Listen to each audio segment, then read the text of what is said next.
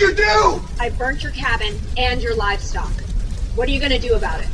Call the cops? The cops cannot hurt me! Yes, I burnt your cabin and all your livestock. What are you going to do about it? Call the cops. The cops cannot hurt me. Drop a comment and tell me which country you are watching from. I used to love it when Karen went on a power trip because watching entitlement expose itself was free theater. When I moved in, I stayed quiet, kept my lawn clean, and observed for 6 months. Karen fined people for grass blades leaning the wrong way and trash cans retrieved 11 minutes late.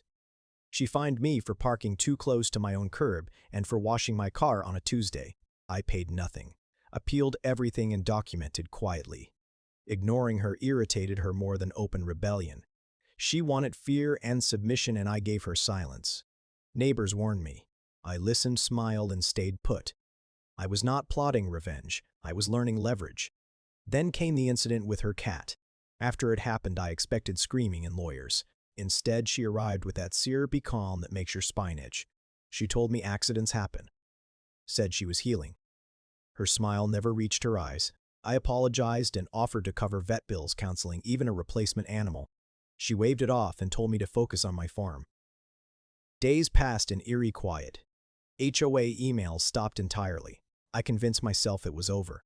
To prove responsibility, I locked my dog in a reinforced cage near the barn. Karen reappeared in small, unsettling ways. Cookies I never touched. Strange enthusiasm about my fences. Questions about my water supply generators and fuel storage disguised as friendly curiosity. Once she stood watching my dog for far too long, head tilted, and asked whether cages were fireproof. I laughed it off, missing the threat inside the joke. Odd things followed. A surveyor on my land without permission. A loosened latch on my fuel shed. I blamed wind and chance. Karen waved from across the road, playing the role flawlessly. Her calm became the loudest noise in my life. I doubled patrols, checked locks, and reviewed my cameras, believing caution could outrun intent. She asked about blind spots, joked about response times, praised preparedness with unsettling admiration. I still believed vigilance was enough, unaware I was already inside her plan. I left early that day to buy supplies. Halfway back, a column of smoke clawed the sky near my land. I called the fire department, shouting coordinates while dread flooded my chest. When I reached the fence, livestock were scattered, some burning, others collapsing in blind terror. Heat punched my lungs. I ran through smoke, throwing water and dirt at anything I could reach.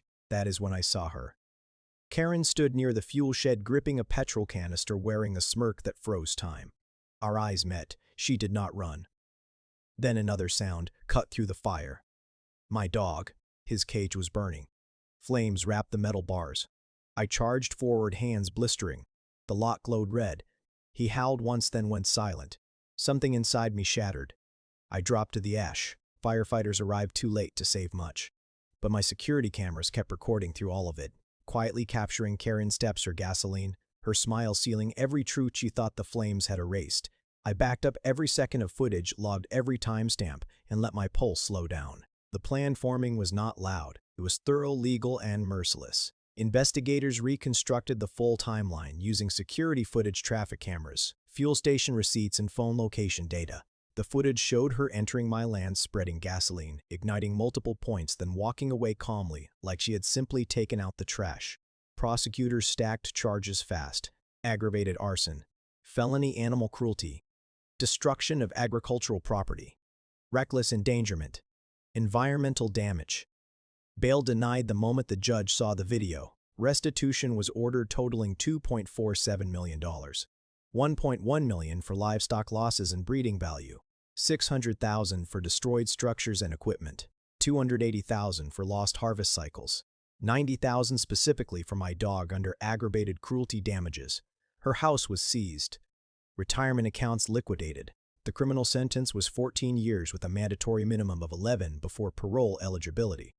Lifetime ban from HOA leadership, animal ownership, and property management. 2,000 hours of community service restricted to agricultural fire prevention.